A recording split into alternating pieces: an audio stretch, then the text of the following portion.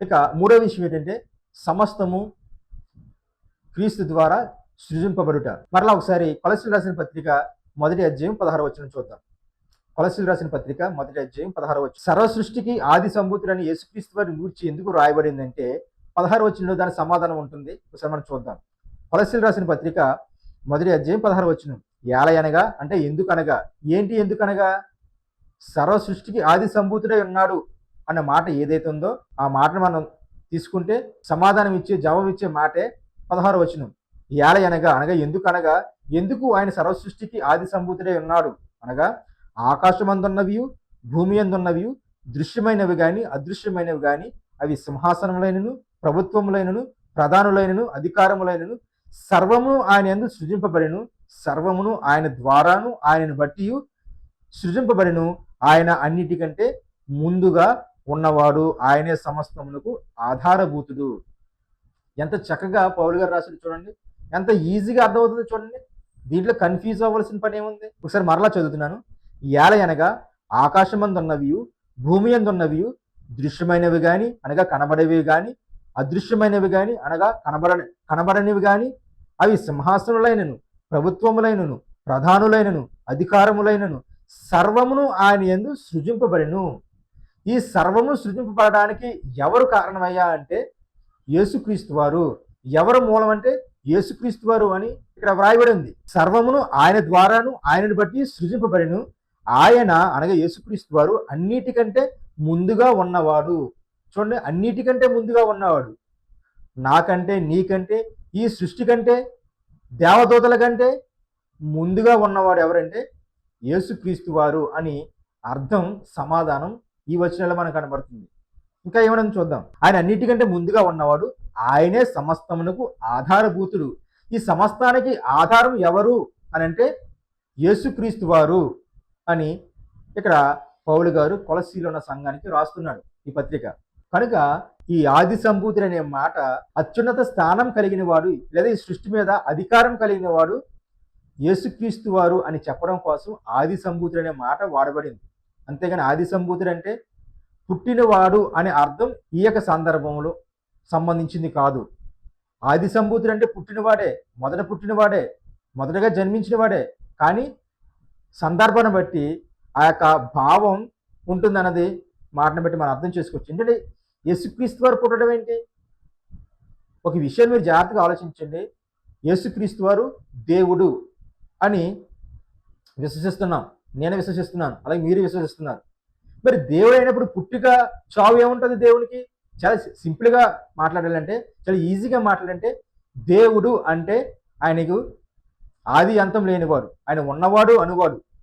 దేవుడు అంటే ఆయనకు పుట్టుక చావులు లేవు. మరి యేసుక్రీస్తు వారు దేవుడని మనం విశ్వసిస్తున్నాము. మరి దేవుడని విశ్వసిస్తే పుట్టినవాడని ఎలా నువ్వు డిక్లేర్ చేస్తావు? ఎలాగ మీరు మాట్లాడతారు యేసుక్రీస్తు వారి కోసం? ఆయన పుట్టారనే మాట ఉంది. ఎప్పుడు పుట్టాడు? 2000 సంవత్సరాల క్రితం మరియ గర్భాన పుట్టాడు. అది శరీర పుట్టుక కోసం. కానీ ఆయన అంతకుముందు ఎవరు? దేవుడు కదా. అంతకుముందు ఆయన ఉన్నవాడు కదా. ఆయన దేవుడైతే ఉన్నవాడైతే మరి ఎలాగా ఆయన పుట్టినవాడని చెబుతారు? ప్రియమైన వారలారా, ఒకసారి ఆలోచన చేయండి. ఏ మాటను ఎలా అర్థం చేసుకోవాలో, ఏ మాటను ఎలాగా విభజించాలన్నది తప్పనిసరిగా తెలుసుకోవాలి. గ్రీకులకు వెళ్ళకూడదు, హిబ్రూలకు వెళ్ళకూడదు అంటే కుదరదండి. కంపల్సరీ వెళ్ళాలి. ఎందుకంటే మనం చదువుతున్నటువంటి ఈ బైబిల్ కానీ లేదా మనం బోధిస్తున్నటువంటి ఈ తెలుగు బైబిల్ కానీ దీనికి మూలం ఏంటంటే గ్రీకు. దీనికి మూల భాష గ్రీకు. అందుకని ఎందుకు అంతవరకు గ్రీకు వరకు ఎందుకు? మనం ఈ చదువుతున్నటువంటి బైబిల్లో మూల భాష అంటూ ఒకటి ఉంటుంది. ఆ మూల భాష ఎక్కడ ఉంటుంది అంటే కింద వ్రాయబడి ఉంటుంది కొన్ని ప్రాచీన ప్రతులలో లేదా మూల భాషలో. మరి దానికి అర్థం ఏంటి? గ్రీక్ అనే కదా. బైబిల్లో రాయినటువంటి కొన్ని సందర్భాలు మనం చదువుతున్నటువంటి ఈ బైబిల్ గ్రీకు నుంచి తర్జుమా అయ్యింది. మరి గ్రీకు నుంచి తర్జుమా అయినప్పుడు కొన్ని పదాలు మనకు అర్థం కాకపోతే అది గ్రీకులోకి వెళ్ళి తప్పనిసరి తెలుసుకోవాలి. తెలుసుకోవాల్సిన బాధ్యత, తెలుసుకోవాల్సినటువంటి ఆ రెస్పాన్సిబిలిటీ నాకు నీకు మన అందరికీ ఉంది. చదివేవారికి కానీ బోధించేవారికి కానీ అందరికీ ఉంది. ఎందుకంటే ఇక్కడ బైబిల్లో కొన్ని సందర్భాల్లో ఫుట్ నోట్ అని ఉంటుంది. ఫుట్ నోట్లో ఏమని రాయబడి ఉంటుంది? కొన్ని ప్రాచీన ప్రతులలో లేదా మూల భాషలో అని రాయబడి ఉంది. మరి మూల భాష అంటే ఏమొస్తుంది?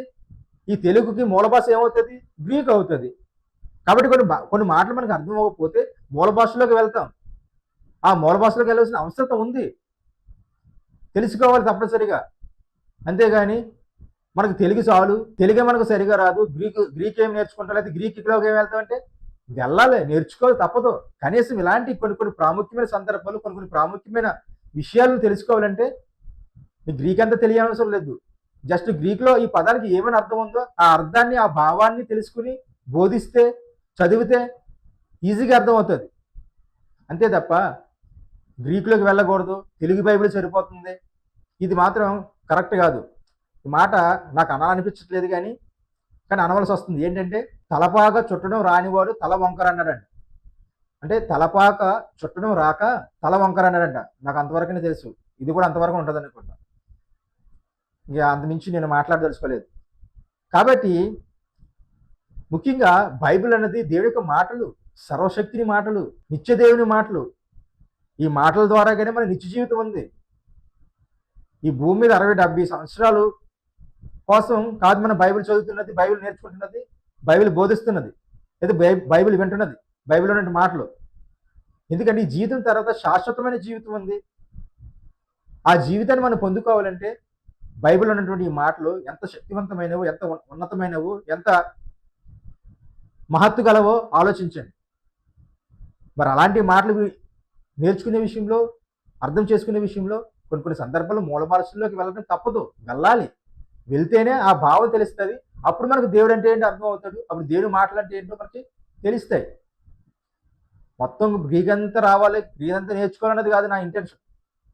కొన్ని సందర్భాల్లో కొన్ని మాటలకు మనం తెలియనప్పుడు తప్పనిసరిగా గ్రీకు భాషలోకి, మూల భాషలోకి వెళ్ళి తెలుసుకోవడంలో తప్పేమీ లేదు. అది 100% కరెక్ట్ అన్నది నా ఇంటెన్షన్. దాన్ని మీరు ఎలాగా, నేను చెప్పిన మాటలని ఎలాగా ఆలోచిస్తారు, ఎలా స్వీకరిస్తారన్నది అది మీకే విడిచిపెడుతున్నాను, మీరే ఆలోచించండి. కనుక మనం మూడో మాటను ఆలోచిస్తున్నాం, సమస్తము క్రీస్తు ద్వారా సృజింపబడట అనే మాటను ఆలోచిస్తున్నాం. ఒకసారి కొన్ని మాటలు తీసుకుని మనం ముగిందాం. సమస్త సృష్టికి మూలం ఎవరంటే యేసుక్రీస్తు వారు. కొన్ని మాటలు చూద్దాం. యోహాను సువార్త 1:3. కలిగి ఉన్నదేదియు ఆయన లేకుండా కలగలేదు, కలిగి ఉన్నదేదియు ఆయన అంటే యేసుక్రీస్తు వారు లేకుండా కలగలేదు. అంటే దీన్ని బట్టి మనం అర్థం చేసుకోవాల్సింది ఏంటంటే ఈ సర్వ సృష్టికి మూలమైన వారు ఎవరంటే యేసుక్రీస్తు వారు.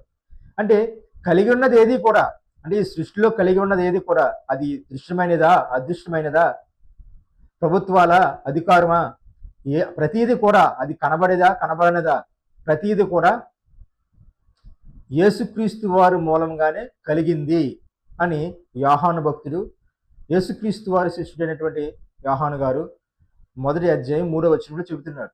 ఏమని? కలిగి ఉన్నదేది ఆయన లేకుండా కలగలేదు. అంటే యేసుక్రీస్తు వారు లేకుండా ఏమీ కలగలేదు.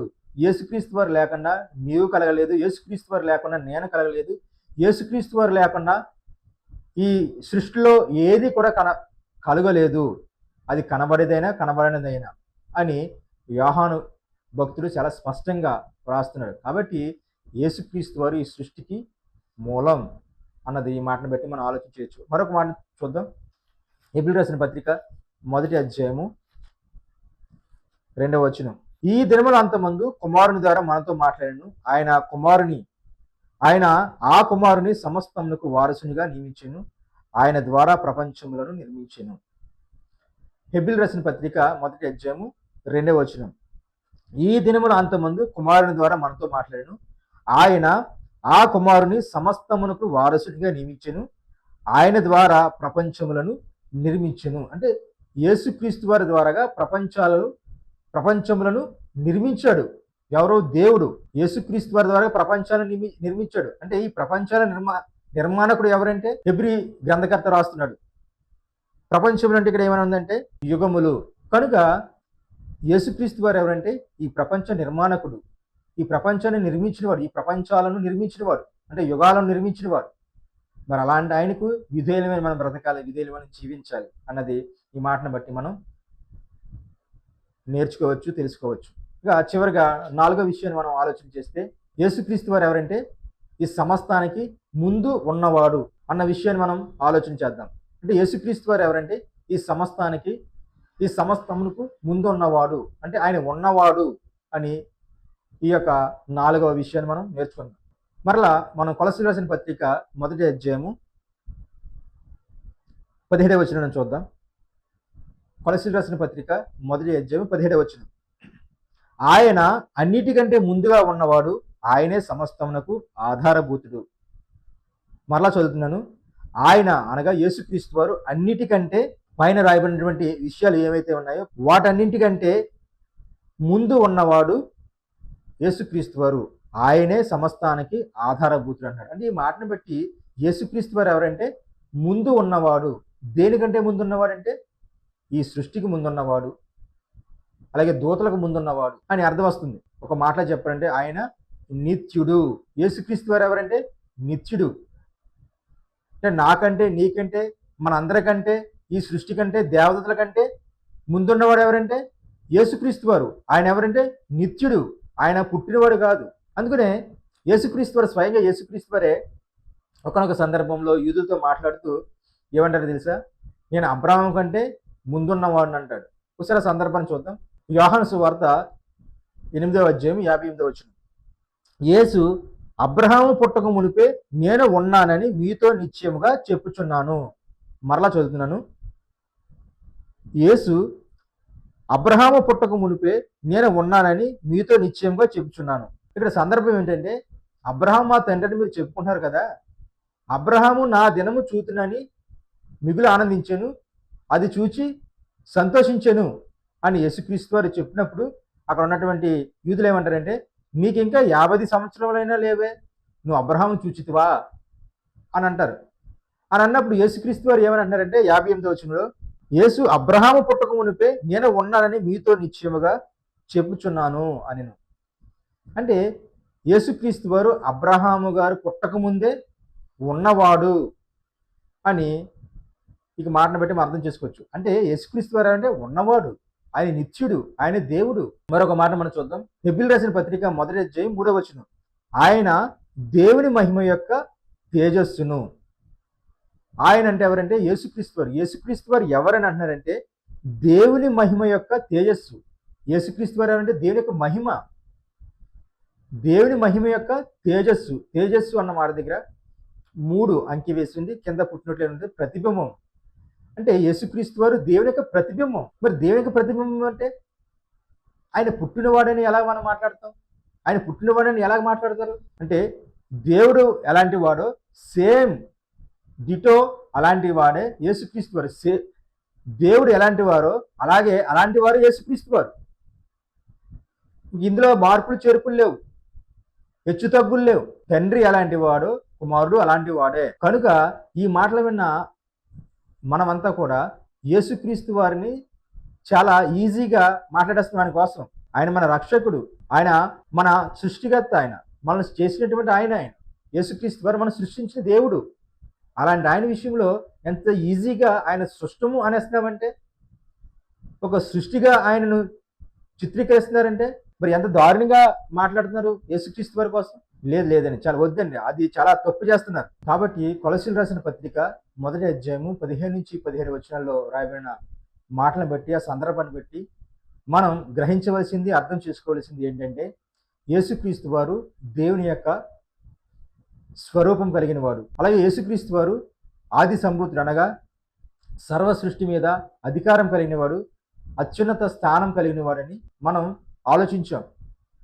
అలాగే యేసుక్రీస్తు వారు ఈ సమస్తానికి ముందున్నవాడు అన్నది కొన్ని మాటలను బట్టి మనం ఆలోచన చేశాం. కాబట్టి ప్రియమైన వారలారా, యేసుక్రీస్తు వారు దేవుడు అన్నది మనం స్పష్టంగా తెలుసుకోవాలి. కనుక యేసుక్రీస్తు వారు పుట్టినవాడు కాదు, దేవుడు. కనుక యేసుక్రీస్తు వారు పుట్టినవాడు కాడు, ఉన్నవాడు. యేసుక్రీస్తు వారు పుట్టినవాడు కాడు, నిత్యుడు. యేసుక్రీస్తు వారు పుట్టినవాడు కాదు, ఆది అంతం లేని నిత్య దేవుడు అని గ్రహించాలని మీకు మనవి చేస్తూ ఈ మాట ముగిస్తున్నాను. ప్రార్థన చేసుకుందాం. కృపగల దేవ, దయగల తండ్రి, ఈ పరిశుద్ధమైన, ఉన్నతమైన, శ్రేష్టమైన నామానికి స్తుతులు స్తోత్రం చెల్లిస్తున్నాం ప్రభా. గుతండి ఇంతవరకు ప్రభా,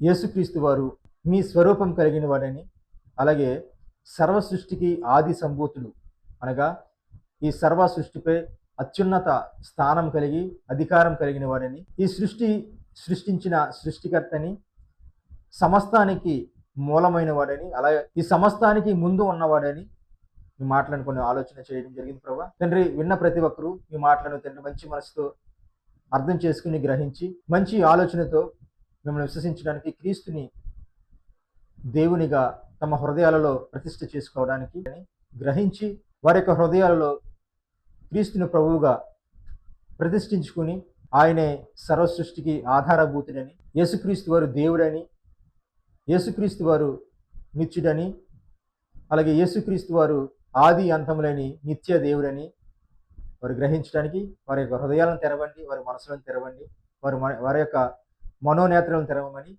బ్రతిమాడుతున్నాను ప్రభా. అలాగే విన్నవారిలో ఎవరికైనా అనారోగ్యంతో ఉంటే, అస్వస్థత ఉంటే వారికి స్వస్థత దయచేయండి, మంచి ఆరోగ్యం దయచేయండి ప్రభా. అలాగే చెప్పిన నేను ప్రభా పొరపాటు ఏమైనా చెప్పుంటే నన్ను క్షమించండి, కనికరించండి ప్రభా. జాగ్రత్తగా మీ మాటలను అర్థం చేసుకుని చెప్పడానికి వివేకాన్ని, తెలివిని, బుద్ధిని, మంచి మనసును నాకు అనుగ్రహించమని ఈ ప్రార్థన మీ ప్రియకుమారుడు మా రక్షకుడైన యేసుక్రీస్తు వారికి ఉన్నతమైన నామములో సమర్పించున్నాను తండ్రి. ఆమేన్. అందరికీ వందనములండి. విన్న ఈ యొక్క వర్తమానాన్ని మీకు తెలిసిన